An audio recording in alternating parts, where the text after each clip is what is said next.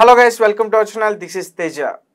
అయితే మరికొన్ని 4 రోజుల్లో ఎన్నికల ఫలితాలు అయితే రాబోతున్నాయి. అండ్ రీసెంట్గా చూసుకుంటే చాలామంది కూడా, ముఖ్యంగా ఆస్ట్రాలజర్స్ వీళ్ళందరూ కూడా బయటకు వచ్చి వాళ్ళ యొక్క ప్రెడిక్షన్ అయితే ఇస్తున్నారు. ఖచ్చితంగా ఈ వ్యక్తే గెలుస్తాడు, ఇతని గెలుపు ఎలా అయినా సరే సాధ్యం అని చెప్పేసి వాళ్ళ యొక్క ప్రెడిక్షన్ అయితే ఇస్తున్నారు. నిజానికి మనం చూస్తున్నాం, ఎందుకు ఇలా ఆస్ట్రాలజర్స్ రకరకాలుగా వచ్చి ఒకరేమో చంద్రబాబు నాయుడు గారు గెలుస్తారంటారు, మరొకరేమో పవన్ కళ్యాణ్ గారు గెలుస్తారంటారు, మరొకరేమో జగన్మోహన్ రెడ్డి గారు గెలుస్తారేమో అని చెప్పేసి అంటున్నారు. అంటే నార్మల్గా మనకి ఏదైనా సమస్య వచ్చినా, మనం ఉన్న ప్లేస్ బాగోకపోయినా మనం ఎక్కువగా టెంపుల్కి వెళ్తాం, లేదంటే ఇలాంటి స్వామీజీల దగ్గరికి వెళ్ళి సలహాలు తీసుకోవడం ఇట్లాంటివన్నీ చేస్తూ ఉంటాం. కానీ ఇప్పుడు వాళ్ళు చెప్పిన ప్రెడిక్షన్స్ తప్పు అవుతున్నాయి కదా. ఎందుకంటే ఇప్పుడు నేను చెప్పిన 3 పేర్లలో గెలిచేది ఎవరో ఒక్కరు మాత్రమే, కానీ ముగ్గురు రకాలుగా గెలుస్తారని చెప్తున్నారు. సో మరి ఇవన్నీ నమ్మొచ్చా, నమ్మకూడదా, ఏంటి, అసలు ఏం జరుగుతుంది, ఇవన్నీ కూడా పూర్తిగా మనతో పాటు డిస్కస్ చేయడానికి శివరుద్ర సాధు గారు ఉన్నారు. ఆయన అడిగే ప్రయత్నం చేద్దాం. సార్ నమస్తే అండి. నమస్కారం మిత్రమా. ఆస్ట్రాలజర్స్ అందరూ కూడా బయటకు వచ్చి ఇట్లా ప్రొడిక్షన్ ఇస్తున్నారు. ఖచ్చితంగా ఈ వ్యక్తే గెలుస్తాడు, ఇతను గెలుపు ఎట్టి పరిస్థితుల్లో సాధ్యం అని చెప్పేసి కుండ బద్దలు కొట్టినట్టు చెప్పేస్తున్నారు. మీరు ఇప్పుడు ఎవరిదైనా పేరు చెప్తారా, గెలిచే వ్యక్తి పేరు? ధర్మరక్షణ చూడండి మిత్రమా, ఓటు హక్కు మానవుడికి ఇచ్చిన ఒక మంచి అస్త్రం. శాస్త్రజ్ఞానాలతో పని లేదు. మీరు చెప్పిన రాజకీయ వివరణలకు మనం వెళ్తే ఎవరు గెలుస్తారు, ఎవరు వారి యొక్క నైపుణ్యతని ప్రజల దగ్గరికి తీసుకెళ్తారు, ఇది ఒక ముఖ్యమైన ప్రశ్న మీరు అడిగారు. ఎవరైతే శాస్త్ర జ్ఞానాలు చదువుతున్న ఒక సాధువులు, పురోహితులు, అఘోరాలు లేదా ఇంకేదైనా సాధకులు ఎందుకు చెప్పుతున్నారు అని అంటే, ఎవరికైనా వారి వ్యక్తిగత జీవితంలో రాజయోగం వస్తుందా లేదా అని తెలుసుకోవాలన్న ఆలోచన ఖచ్చితంగా ఉంటుంది. ప్రత్యేకంగా ఎవరైతే మీరు మాట్లాడుతున్న పెద్ద పెద్ద నాయకులు, రాష్ట్రాలని ఇప్పుడు శాసించిన ముఖ్యమంత్రుల నుంచి గతంలో ముఖ్యమంత్రులు మాట్లాడిన వివరణకి వెళ్తే, ఎవరి యొక్క స్థితిగతులన్నీ నిర్ణయించాల్సిన అవసరం ఎవరికి ఉన్నది? ప్రజలకి ఉన్నది. ఒక విషయం, ఏ ఓటు హక్కుని న్యాయంగా నిర్ణయించి మనం వేసామో వాళ్ళు గెలిచే తరుణం కనబడుతుంది. ఇప్పుడు ఎవరు చెబుతారు ఈ రాజకీయ నాయకుడే గెలుస్తాడు అనేది ముఖ్యం. జాతకాలు, పంచాంగ ఫలితాలు, రాశి ఫలితాలు ఇలా ఉంటాయి. అదే స్వామి, అంటే వాళ్ళ పేరు చూసి, వాళ్ళ జాతకం చూసి, వాళ్ళ రాశి ఫలం చూసి, వాళ్ళ నక్షత్రం చూసి చెప్తున్నారు. అంటే ఇందులో నిజంగా మీరు చూడాల్సిన విషయం ఏంటంటే, రాజయోగం ఎవరికి ఉంది, నెక్స్ట్ తీసుకునే పదవికానే, అంతకుమించేం లేదు. రాజకీయవేత్తల యొక్క పేర్లు తీసుకోకుండా మనం ఈయన గారు గెలిచారు, ఈయన గారు గెలిచారు అని చెప్తాం. అది ఎందుకు చెప్తారంటే మిత్రమా, చూడండి, ఛానల్లో కనబడుతున్న ప్రతి ఒక్కటి నిజమైనది కాదు. మొట్టమొదటిది ఆయనతో చెప్పించారనుకోవచ్చుగా. ఒక యూట్యూబరో, ఒక యాంకరో స్వామి ఇలా చెప్పండి అని అంటే కొంతమంది చెప్పవచ్చు. ఒక విషయం, నిజంగానే ఒక సాధువు ఒక లక్షణం కలిగిన విద్య వచ్చేసి రాజకీయవేత్తల గురించి మాట్లాడే అర్హత తీసుకోకూడదు. రెండో విషయం. మూడో విషయం, ఫలానా ముఖ్యమంత్రి గెలిచాడే అనుకుందాం శంకర, సాధువులకు వచ్చి సన్మానం చేయరుగా, ఆ ముఖ్యమంత్రికి ప్రజలే వెళ్ళి సన్మానం చేస్తారుగా. కాబట్టి ప్రజలు ముఖ్యమైన వాళ్ళు. ఇక్కడ నువ్వు అన్న దాంట్లో ఏంటంటే, ఎవరైతే జగన్మోహన్ రెడ్డి గారు ఉన్నారో ముఖ్యమంత్రి, ఆయన గారి రాజయోగమే కనబడుతుందని చెప్పారు గతంలో. చంద్రబాబు నాయుడు గారు కనబడతలేదా అని అంటే, ఆయన కూడా ఒక దిగ్గజమే, ఆయన కూడా రాజయోగమే ఉంది. మరి పవన్ కళ్యాణ్ అన్నారు మీరు, చలనచిత్ర కళాకారుడు, ఆయన కూడా రాజయోగమే ఉంది. అంటే ఆయనకి రాజకీయ యోగం సినిమాల్లో ఉందా, రాజకీయంలో ఉందా? ఇక్కడ మీరు ఆగారు కాబట్టి ఎవరి స్థితిగతిలో వాళ్ళకు రాజయోగం ఉంది, కానీ ప్రజలను ఎన్నుకునే పరిస్థితిలో మాత్రం ఒకరికే ఉంటుంది. ఆ స్థితిగతులను నిర్ణయించడానికని 4వ తారీఖు మీరు ఖరారు చేసిన తేదీ ఎక్కువ శాతంగా జగన్మోహన్ గారికి కనబడుతుందని మాటలు న్యూస్ అంతా చెప్తూ వచ్చారు. అదే ఎక్కువ శాతం మంది చంద్రబాబు నాయుడుకు చెప్పుకుంటూ వచ్చారు. ఇప్పుడు ఒక శివరుద్ర సాధు మీకు చెప్పాల్సింది ఏంటంటే, వీళ్ళు చెప్తున్నది నిజమా అబద్ధమా? అవును, ముమ్మాటికి వీళ్ళు ఇంకా నిర్ణయాన్ని తీసుకోలేరు. ఒక క్షణం ఉంటుంది శంకర, ప్రాణం పోయిన వాడి ప్రాణం తీయడానికి, ప్రాణాన్ని తీయడానికి. అలాగే ఒక నిర్ణయాన్ని రాత్రికి రాత్రే ఎవరు గెలుస్తారనేది నిర్ణయించాల్సిన స్థితిగతులు పరమాత్ముడిది ఎవరికి ఇవ్వాలని ఆజ్ఞ ఉంటే వాళ్ళు గతంలో ఇచ్చేశారు. ఎలక్షన్ ఓటింగ్ వేసేసి మీరు అనుకున్న స్థితిగతులు ఇంకా నిర్ణయాలు ఎవరి చేతిలో లేవు. అదే జగన్మోహన్ రెడ్డి గారు రేసులో మొదటికి రావచ్చు, అదే చంద్రబాబు నాయుడు గారు అదే రేసులో మొదటికి రావచ్చు. ఈ ఇద్దరు వచ్చి వచ్చి వచ్చి వచ్చి ఒకే ఒక్క ఓటుతోని వాళ్ళ యొక్క రాజస్థితిని గెలవగలరు. ఇది పరమాత్ముడు విధించిన అత్యంత ముఖ్యమైన ఒక చాలా చాలా చాలా పవర్ఫుల్ క్షణం. అది ఓన్లీ 1 సెకండ్.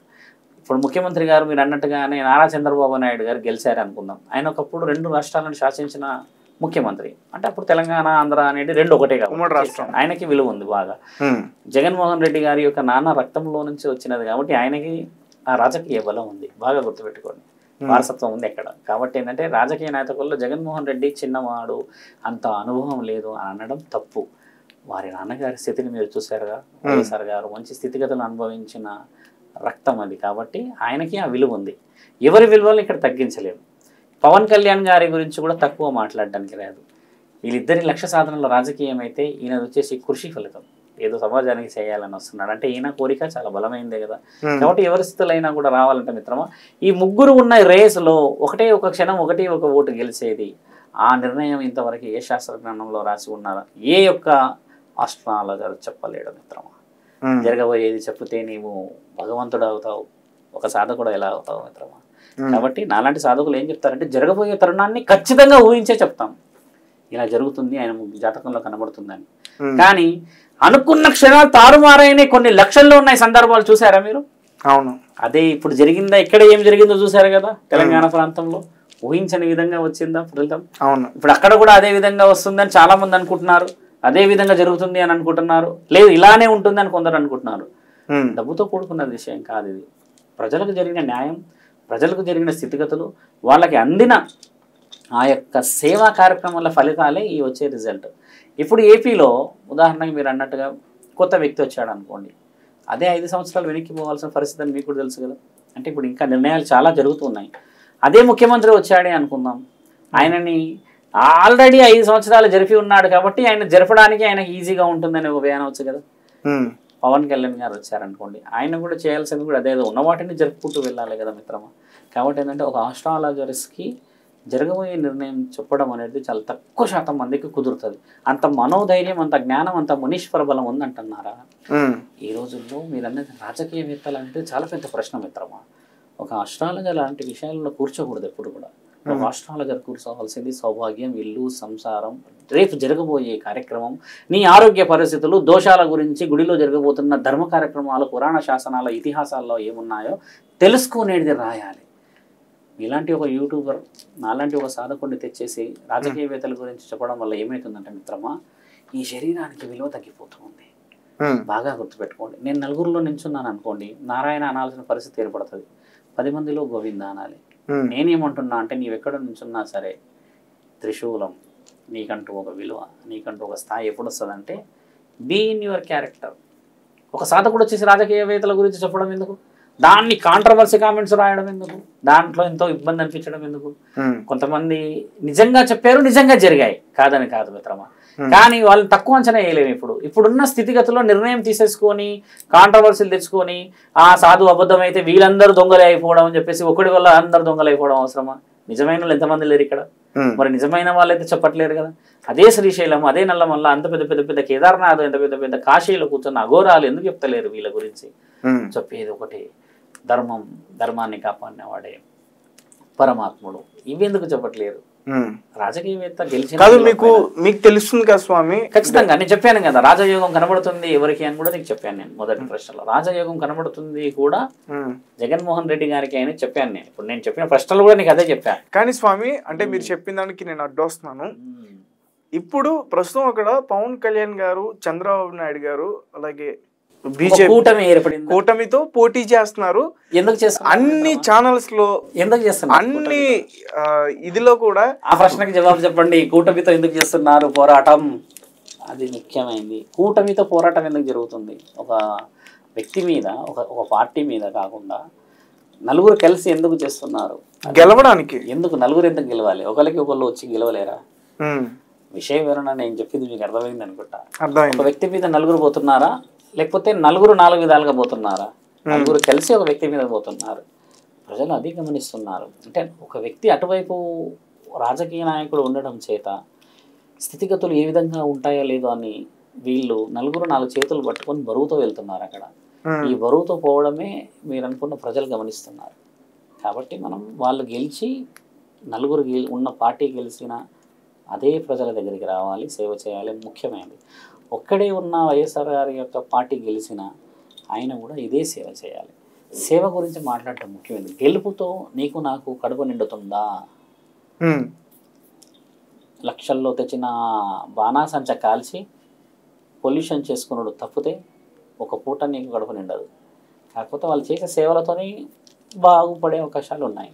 నేను చెప్తుంది అది మిత్రమా, వాళ్ళు గెలుస్తారు, నీకేం లాభం? అయితే స్వామి ఇప్పటి వరకు కూడా చాలా మంది ఆస్ట్రాలజర్స్ కానీ అలాగే పొలిటికల్ సర్వేలన్నీ కూడా కూటమి గెలుస్తుంది అని చెప్పేసి కుండ బద్దలు కొట్టినట్టు చెప్పేశారు. కానీ మీతో మాట్లాడుతుంటే మీ మాటలను నేను అబ్జర్వ్ చేస్తుంటే నాకు డౌట్ వస్తుంది, జగన్ గెలుస్తాడేమో అని చెప్పి. ఇప్పుడు ఆయన స్థితిగతుల్లో రాజయోగం కనబడుతుందని చాలా మంది చెప్పారు.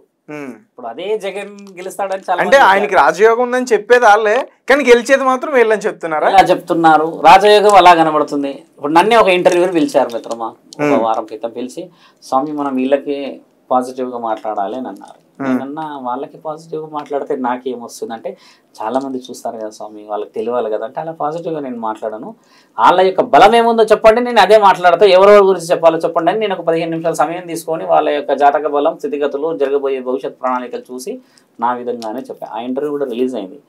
వీళ్ళే గెలుస్తారు, వీళ్ళే అవుతుంది అని ఒకే నాయకుడి మీద మాట్లాడే పద్ధతి మాత్రం ఎక్కడ కూడా ఒప్పుకోకూడదు. It is not a prediction, అదొక విధంగా కాషన్, హెచ్చరిక. ఎందుకంటే అలా చెప్పాల్సిన అవసరం లేదు. కొంతమంది గవ్వలేసి కూడా చెప్పేస్తున్నారు. గవ్వలేసి చెప్తారు ఏమిటి? అసలు గవ్వల ప్రస్తావన ఎందుకు వచ్చిందని అంటే, మన దగ్గర ఒక్కొక్క జ్యోతిష్యాల్లో రకరకాలు ఉన్నాయి. ఇప్పుడు చిలక జ్యోతిష్యం అంటారు, పంచాంగ జ్యోతిష్యం, గవ్వలు అంటారు, గవ్వలు ఉన్నాయి. మళ్ళీ తర్వాత నీ యొక్క అరికాలు చూసి చెప్తారు, చేతులు చూసి చెప్తారు, చెదిరేఖలు, ముఖాన్ని చూసి చెప్తారు. ఒకటి మాత్రం గుర్తుపెట్టుకోండి, ఇవన్నీ మానవుడు సిద్ధం చేసిన అస్త్రాలు. పరమాత్ముడు రాసే ఒకే ఒక రాత నీ నుదుటిపై, అదే బ్రహ్మరాత. దాన్ని మార్చడం ఈ గవ్వలు, నువ్వు అనుకున్న చిలకలు ఏవి వచ్చినా జరపలేవు. కేవలం ఒక సాధకుడు, ఒక అఘోర, ఒక బ్రాహ్మణాధిపత్యాన్ని తీసుకున్న పురోహితుడు ఏం చేయగలడంటే సాన పెట్టగలడు. నీవు ఈ విధంగా అవుతే ఈ విధంగా నీకు వెలుగు రాగలుగుతుంది చెప్పడమే జాతకం. అంతకు మించి రాసిన రాతలో కనీసం గీత గీసిన మునగాడు ఉన్నాడా, రాసిన మునగాడు ఉన్నాడా? ఇంతవరకు చూసారా గత చరిత్రలో? ఎవరినన్నా మీరు మార్చిన వాళ్ళు కనబడ్డా? నీ రాతలో ఇది ఉండే నేను ఇది రాసిన అని చెప్పేసిన రుజువులు ఉన్నాయి ఎక్కడన్నా? ఒకటి ఏముందంటే, నీకు రాసి ఉంటుంది అక్కడ ఆ జాతకం, పరమాత్ముడు రాసుకున్న ఆ స్థితిగతులని ఒక్క గురువు ద్వారా కానీ, ఒక మంచి వ్యక్తి ద్వారా కానీ ఆ తరుణం మారుతుంది. అక్కడ నాయన నువ్వు ఈ విధంగా వెళ్ళక ఎడ్యుకేషన్, నీకు మ్యాథ్స్ అంటే ఇష్టం ఉంటే మ్యాథ్స్ వైపు వెళ్ళేది, మ్యాథ్స్ విలువ ఇక్కడ కాదు ఎక్కడో కాలిఫోర్నియాలో వాల్యూ ఉందంటే ఆ తరుణానికి తీసుకెళ్ళిన వాడే కారణ జన్ముడు. అది రాసి ఉంటుంది పరమాత్ముడి దగ్గర. అంతేగాని నువ్వు ఇక్కడే ఉండేసి కాలిఫోర్నియా సర్టిఫికేట్ తెచ్చుకుంటావు అని చెప్పడం మూర్ఖత్వం. ఒక సాధకుడు, ఒక అఘోరా, ఇప్పుడు ఒక సాధువు కానీ ఒక పురోహితు చెప్పేది ఇదే, నీ జాతకంలో ఉన్న మైలురాయిని నీకు తీసుకొచ్చి దగ్గర పెడతాడు. అయితే ఇక్కడ ఏమేం జరిగిందంటే మిత్రమా, చాలా మంది వేషాధారణ ఉన్న వాళ్ళు మోసం చేస్తున్నారు. కాబట్టి నిజమైన గురువుకి, నిజమైన సాధకుడికి విలువ తగ్గింది. మీరు అన్నారు కదా ప్రెడిక్షన్ అని మనం అంటున్న ఈ మాటకి విలువ ఎలా తగ్గిందనంటే, గతంలో జరిగినవన్నీ అబద్ధాలేమో నిజాలైన, నిజాలేమో అబద్ధాలు అయిపోయేసరికి ఇదే మానవులు, ఇదే ఇప్పుడు చూస్తున్న ఈ చాలా వాళ్ళందరికీ చెప్పేదంతా అబద్ధం అయిపోయింది. కుండబద్దలు కొట్టినట్టు 10 మంది కరెక్ట్గా అదే మాట చెప్తే, అదే గెలిస్తే మనం ముందుకు పోయేవాళ్ళం. ఇప్పుడేమో అలా లేకుండా ఏమైపోయిందంటే స్వామి, మనిషి ఊహా ఆలోచనతోనే రాతలు రాస్తున్నాడు. ఇక్కడ జ్ఞానంతో రాయట్లేడు. నేను అంటుంది ఏంటంటే, నీ జ్ఞానం పరమాత్ముడు ఇచ్చాడు, దాన్ని బయటికి తీసేది తల్లిదండ్రులు, ఒక గురువు, ఒక స్నేహితుడు, ఒక మంచి సౌభాగ్యవతి. ఇలా నీకు తోడు ఉన్న వాళ్ళ ద్వారా నీ కారణ జన్మ నుంచి ముందుకు పోతావే కానీ ఫలానా రాజకీయవేత్తను గెలిచేస్తాడు అని నువ్వు ఎలా నిర్ణయం చెప్పగలుగుతావు మిత్రమా? నేను ఎవరైనా వస్తే కూడా నేను ఐఎమ్ రెడీ టు డెఫీట్ కూర్చోగలుగుతా, డెబేట్లో కూర్చోగలుగుతా, మాట్లాడడానికి సిద్ధంగా ఉన్నా. ఇప్పుడు రాజకీయవేత్తను నిర్ణయించాల్సిన అవసరం ఒక సాధువులకు లేదు మిత్రమా. వాళ్ళు వాళ్ళ తెలివితోనే ప్రజల మన్నలు అందరూ అవుతున్నారు రాజకీయవేత్తలు. ఒకసారి ఆలోచించే మిత్రమా, వాళ్ళకి ఎన్ని కష్టాలు లేకపోతే, ఎన్ని అనుభవించకపోతే, ఎన్ని ఎదురు దెబ్బలు తగలకపోతే వాళ్ళు ఆ పరిస్థితి పోయి ఉండవచ్చు. రాజకీయవేత్తలు ఒక సీఎం ఒక పొజిషన్ కాదు మిత్రమా, అనువనువు అసలు అట్టడుగు గోర్లలో కూడా మట్టి ఉంటుంది వాళ్ళకి, అంత బాధ. అన్ని చూసిన వాళ్ళే కదా ఓట్ల వరకు వెళ్తారు వాళ్ళు. మరి మనం అంత సింపుల్ గా డిసైడ్ చేయకూడదు వాళ్ళని. అయితే ఒక్క నిమిషం ఓటు వేయడం వల్ల మారుతుంది వాళ్ళ స్థితిగతులు అని చెప్పేసి స్థితిగతులు చాలా ముఖ్యమైన మిత్రమా. అయితే మరి పాలిటిక్స్ చూసుకుంటే ఇప్పుడు నేను చెప్పిన పర్సన్స్ ముగ్గురు, జగన్మోహన్ రెడ్డి గారు కానీ, పవన్ కళ్యాణ్ గారు కానీ, చంద్రబాబు నాయుడు గారు కానీ, వీళ్ళ ముగ్గురు వాళ్ళ యొక్క ముఖ్యమంత్రి పదవిని చేపట్టాలంటే వాళ్ళతో పాటు కింద ఎమ్మెల్యేలను కూడా వాళ్ళు గెలిపించుకోవాలి. మరి వాళ్ళ జాతకం బాగోపోతే మరి వీళ్ళ జాతకం కూడా బాగోలేనట్టే కదా. వాస్తవం. ఎందుకంటే కింద వాళ్ళు గెలవకపోతే పైన వాళ్ళు కూడా గెలవలేరు. అంటే గ్రౌండ్ వర్క్ చాలా ముఖ్యమైనది ఇక్కడ. అంటే మెజారిటీ మీరు అంటున్న విషయం. అవును, అత్యధికంగా వీళ్ళకి ఇన్ని వస్తాయి అంటే అత్యధికంగా ఎవరికైతే ఎక్కువ సీట్లు వస్తాయో దాని ప్రకారంగా ముఖ్యమంత్రి నిర్ణయిస్తారు. కాబట్టి ఏంటంటే మిత్రమా, మీరన్న ప్రతి జాతకం వచ్చేసి వాళ్ళు వాళ్ళ వ్యక్తిగత జీవితాలను అడుగుతలేరు. ఇక్కడ అడుగుతున్నదల్లా కేవలం సింహాసనం మీద కూర్చోబోయే రాజెవరు, కిందున్న మంత్రి, ఆ తర్వాత ఉన్న ఉప ముఖ్యమంత్రి, తర్వాత మిగతా వాళ్ళ గురించి అడగరు. ఎందుకంటే నిర్ణయాలు తీసుకునే ఆ వ్యక్తి ముఖ్యంగా కింది నుంచే తీసుకుంటూ అక్కడికి వెళ్తాడు, అంతేకాని అక్కడి నుంచి వీళ్ళు నిర్ణయించడు. కాబట్టి లోకల్లో, నాన్ లోకల్లో, కొంచెం మండల స్థాయి, తర్వాత ఆ విధంగా చూస్తే జిల్లా స్థాయి, ఇలా ఇలా ఇలా ఇలా చూసుకున్న తర్వాతే వాళ్ళు ఈ ముఖ్యమంత్రి పదవికి మీరన్న పాచికాన్ని వదులుతారు. చిన్న చిన్న ఎలక్షన్స్ అయిన తర్వాత నిర్ణయాలు తీసుకున్నాకనే వెళ్తాయి. అంటే దీనికి ఎంతో అనుభవం అయిన వాళ్ళు కూర్చుంటారు. అక్కడ ఒక కమిషనరే కూర్చుంటాడు, ఎలక్షన్ కమిషనర్. అంటే తెలివితో పోయే పని ఇదంతా.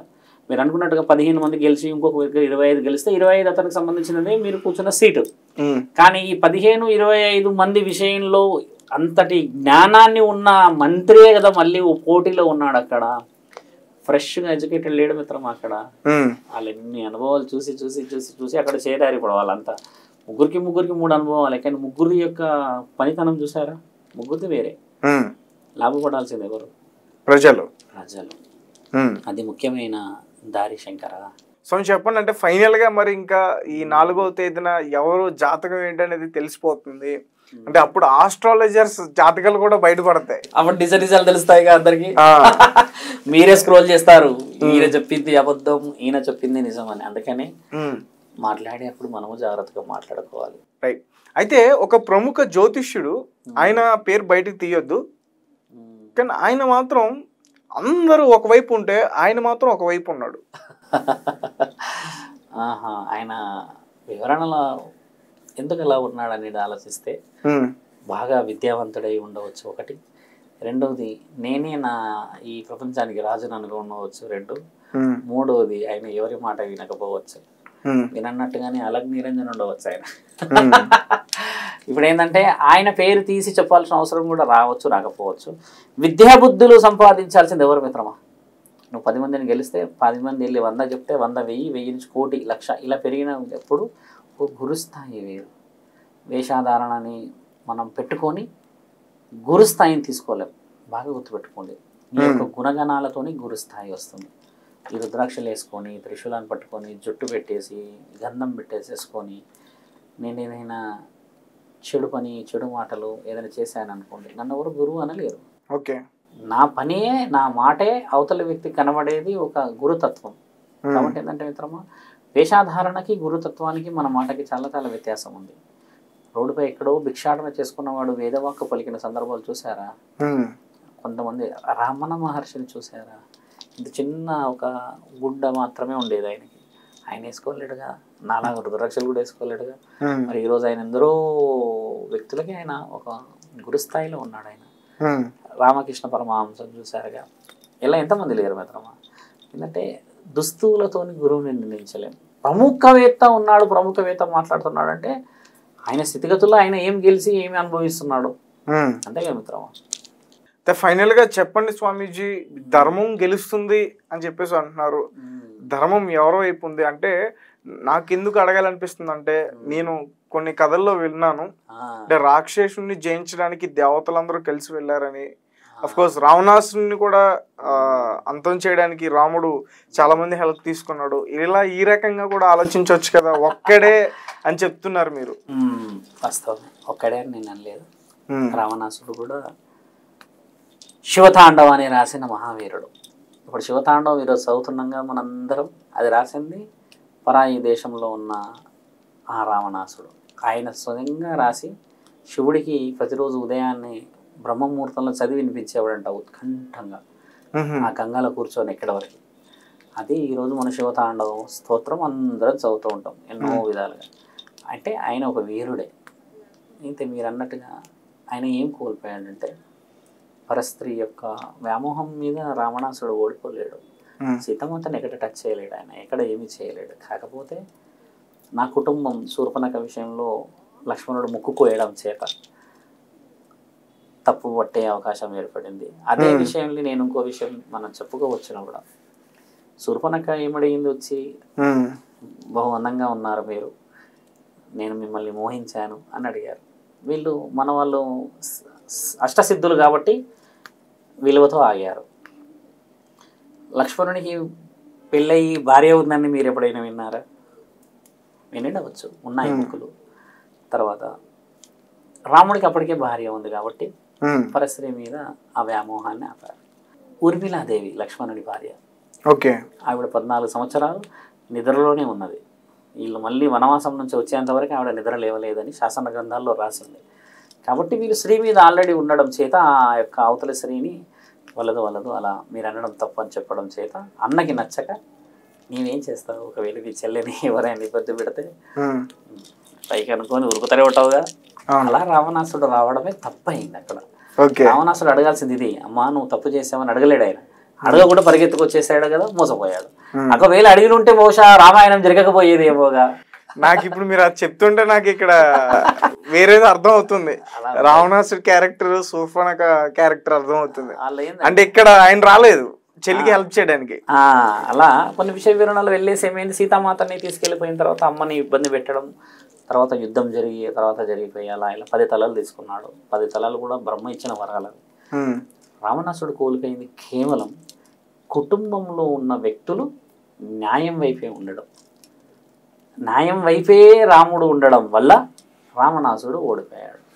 అంతకు మించి రాముడు బ్రహ్మాస్త్రాన్ని ఉపయోగించకపోతే రావణాసుడు కాలం చేసకపోయేవాడు. మీకు తెలుసా, తాయి పూసం అనే ఒక ఫెస్టివల్ శ్రీలంకలో 108 వంటకాలతో చేసిన పండగ. మన యొక్క పీఠం శాంకరి శ్రీలంకలో ఉంది, అష్టాదశ శక్తి పీఠాల్లో. తాయి పూసం అనే పండగ శ్రీలంకలో చేస్తారు. మన ఇండియా నుంచి వెళ్ళిన మనుషులే వండుతారు అక్కడ వంటకాలంతా. ప్రతి సంవత్సరం అమ్మకి చేస్తారు జూన్లో. మొదటి అమ్మ అష్టాదశ శక్తి పీఠాల్లో అమ్మవారి యొక్క గజ్జబడ్డ స్థలం అది. శ్రీలంకలో మన వాళ్ళ దేవతలకి విలువలు ఉన్నాయి మిత్రమా. అలాగే అప్పుడు రావణాసుడు కూడా విలువలే ఉండేది, కానీ ఆయన చేసిన పనికి పోయింది. నువ్వు అడిగిన ప్రశ్న జరిగింది కూడా అందుకు చెప్తున్నాను. విలువలని పొడగొట్టుకోవడానికి ఎక్కడో ఒక కారణమైంది, దాని కారణ జన్మలు తోడై వెళ్ళిపోయారు. రాముడే గెలిచాడు, ఎందుకంటే రాముడి యొక్క ధర్మం అనేది నలుగురికి నచ్చే విధంగా ఉంది కాబట్టి. Right Swamiji. So thank you so much, మీరు చాలా చక్కగా వివరించారు మాకు. మీరు అన్నట్టుగానే ధర్మం గెలిస్తే అక్కడ ప్రజలందరూ కూడా సస్యశ్యామలంగా ఉంటారని చెప్పేసి నేను అనుకుంటున్నా. ధర్మమే గెలవాలని నేను కూడా అనుకుంటున్నా. Thank you so much. So guys, చూసారు కదా, శివరుద్ర స్వామీజీని ఎవరైనా కలవాలనుకుంటే మా కింద ఒక నెంబర్ స్క్రోల్ అవుతుంది, ఆ నెంబర్ని సంప్రదించండి. Thank you for watching. Thank you so much.